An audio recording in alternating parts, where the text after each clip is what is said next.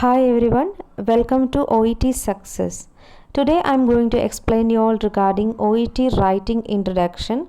An introduction contains what all things what all things you need to write in introduction. Okay, this is mainly for OET nurses, nursing profession. Please do watch this video and do like and subscribe my channel if you like my videos. Okay, so let's start our video. So first of all, we need to add three things in OET introduction. Okay, writing introduction. Okay, 3 P's. Okay, that is patient full name, purpose of the letter, and the main issue or problem. Okay, so these three things should be there in your introduction. Some students used to write date, admission date, or some complaints, chief complaints and all in introduction. That is not required. If you write these three things, you will get full mark in introduction. You should write these three things properly according to the case note and the reader. Okay, so let's see how to select purpose and problem from the case note based on the reader. Okay, so for the first we will see regarding construction, how to construct sentence in introduction. We can always write I am writing to refer. You can always start with that. If we write a referral letter, you can always write I am writing to refer, or if you transfer a patient, you can always write I am writing to transfer. If you are requesting for a home visit, you can write I am writing to request a home visit, or I am writing to request home visits. And if you write a letter for if you are writing a letter, if it is a non case, you can always write I am writing to update the current health condition of. Okay, so this is how you should start your OET writing introduction. And the next one is purpose. Okay, when we finish our when we finish patient name, I'm writing to refer Mr. X. Okay, we finished that. Who requires? Okay, you can write purpose there. Who requires, for example, continuing care and assistance, or further assessment and management. It depends on the case note. And then you can write full stop, or you can either put full stop and write he was diagnosed with, or he has been, based on the condition. You can formulate these sentences. If it is a surgery, you can always write who has undergone or who underwent. Okay, so this is how we write introduction. One example I'll give you. I am writing to refer Mr. X, who was diagnosed with asthma. He requires continuing care and assistance. Okay, this is how we should write introduction. Introduction should contain only approximately 14 to 16 words. It probably comes around 3 lines. Okay, you should not write date or admission date, discharge date, or whatever it is. You should not add. And discharge is semi relevant, like if you don't write also, if you don't write, there is no problem. In introduction, you can only write these three things.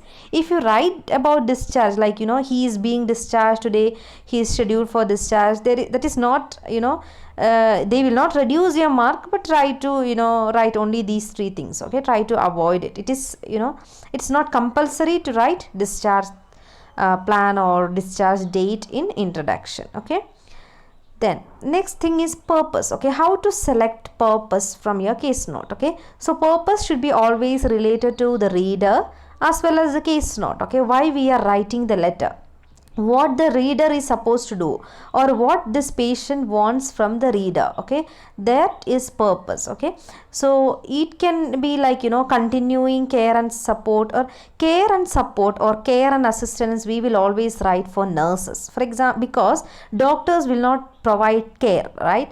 But in some cases, in writing task itself, they will mention care. For doctors also, they may mention care. In that case, you can write. But if it is not given based on the discharge plan, you should always see what it is. Okay, usually we write 90% of the cases, we write care and assistance in when we write for nurse, like community health nurse or charge nurse and all that, we used to write care and assistance, care and monitoring and all that. Okay, then continuing or further, what to be written. Okay, so continuing will come when that reader is supposed to continue what we have already started. Okay, if we are telling them to continue what we have already started, we can always write continuing care and support.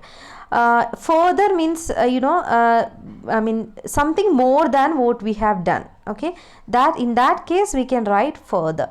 And assessment and management will come usually for doctors, because doctors will only do assessment, right? Nurses cannot do assessment. Yeah, they may check vital signs or they may do some physical assessment, but usually to diagnose a condition, doctors only will do assessment. So that also in 90% of the cases for doctors we will write assessment and management. Okay. Then physiotherapist, we can always write support, assistance or physiotherapy services. It depends on the case note. Okay, usually it depends on the case note. Sometimes in majority of the cases in writing task they will give purpose. That same purpose you can write in you can write in your letter. But if it is not given, you should always understand from the case note. You should always formulate purpose based on the condition and the reader. Okay. Then the next one is problem. How to select problem? For example, if we are writing a letter to dentist and this patient has asthma and upper molar tooth cavity, so the prior condition or the primary condition will be upper molar tooth cavity, because a dentist will not do anything. I mean, they will not be able to take care of any condition other than other than something which is related to dentist, right? So asthma, if we write asthma in purpose for a dentist, that is absolutely wrong. Okay, so you should always write problem based on the reader. The patient may have variety of condition like asthma, some asthma which is related to respiratory system, or bone rheumatoid arthritis which is related to bone, or gastroenteritis. So if three conditions are there, and if we are writing to a gastroenterologist, we should write gastroenteritis. Okay, and if we are writing a letter to rheumatologist, we should write that rheumatoid arthritis. If we write gastroenteritis for a rheumatologist, that will be absolutely wrong. Okay, so in like this you should select the problem from your case note. And if it is a surgery, you can always write who underwent this particular, who underwent a left knee amputation, or who underwent a removal of basal cell carcinoma, or you can also write who has undergone. Okay, so this is how you should select problem or main diagnosis from your case note. You should not write chief complaints like stomach pain or headache and all that in your introduction. Sometimes they will give like query asthma. That means you can write who is suspected to have asthma. Okay, so this is all about problem. So these are the three things you need to add in your introduction. The three main things are patient full name, purpose of the letter, and patient diagnosis. Okay, so I hope you understood this session, and please do like and subscribe my channel and share to your friends. Thank you for watching. Bye.